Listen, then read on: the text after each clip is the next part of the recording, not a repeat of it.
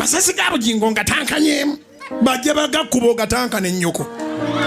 oba olina obulumi bw'oyitamu ng'embwa ziboggola mwekuume ng'embwa abakulumya emitwe mbwa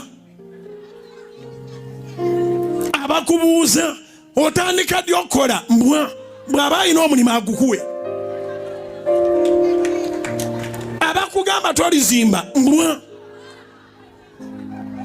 ababuuza sente za Pentagon mbwa tewali yatuwa wadde 10 alowooza nti Bugingo nsobola okubba waddogu era buli lunaku bo bongera kuteekayo n'ekirooto bakimanyi nti kya buwumbi 10 embwa bwetuula ku ka TV kwa simu kaayo nabagambe tibanakye bali ate tibanakye balina munsi bonna ne balumba social media Pentagon era kati abuzaabuza sente za Pentagon yennyoko goloza omusumba lwaki abaavaako obubaati amazima galuma yali tayomba atandise okuyomba awo nga mumanya mumugijiira mumulimu nga ntunuka tumugijjiira tuti tutandise omwogeza ebitasaana olowooza Richard agenda kuleka okuwumula emirembe ono wamwettira ffe tetugenda kukuvaawo tetugenda naye olina ebizibu eno olina ebizibu by'omugenzi eno olina ebizibu bya Pentagon ne Pentagon nekutuvumya notuyita obubwa yagake ekyokutuyita embwa kuba tulimbwa tugenda kukuwogganira tugenda kukuboggolera paka kati lutalo lwa bigambo omusumba yavudde kuba amasasi ali mu kulumbagana ffe aba social media atuwerekereza ebigambo naffe nga bwe tumuwerekereza yatandise ddi okuyomba n'aba social media olabye omusumba amazima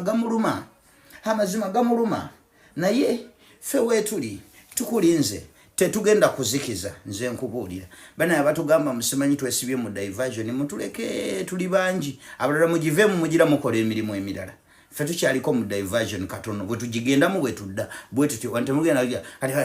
mufune ebyokukola bye bino byennyini ebyokukola bye tulimu Kadingo wagwa oli mu political comedy onoonya kamubaaka walimbalimba bannayuganda okujjako Museveni mu myezi 2 kati agenda kumalako kisanja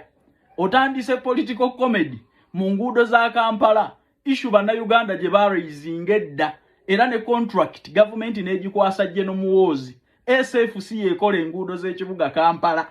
olw'okuba tolina kyogamba bannayuganda ng'ate walangiridde nti okomawo mu kalulu 2026 otandise kyakaali nayo zereti enguudo z'e Kampala contract baagigaba dda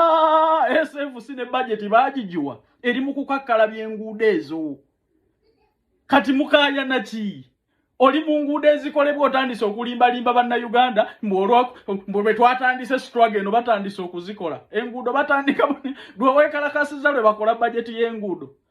nze nabagamba bannabyabufuzi bano baffere beesiba nnyo ku progress yonna etambula nze mbamanyi nina omubaka wange gwe mmanyi abeera mu lulwadde abeera mu Amerika eyo ne bw'alaba nga waliwo oluguudo olugenda okukolebwa bamubagulizaako ng'ajja yeetega nga yeekozesaawo kyakaali awe balutandika nga baleese guleda ng'agamba ekyo nze yakikozeeko tubamanyi bulungi bannabyabufuzi muli ba comedian bannayuganda baraisinga issue y'enguudo gavumenti n'ebeera concerned issue n'ekwasibwa SFC era enguudo ezo eri mu kuzikola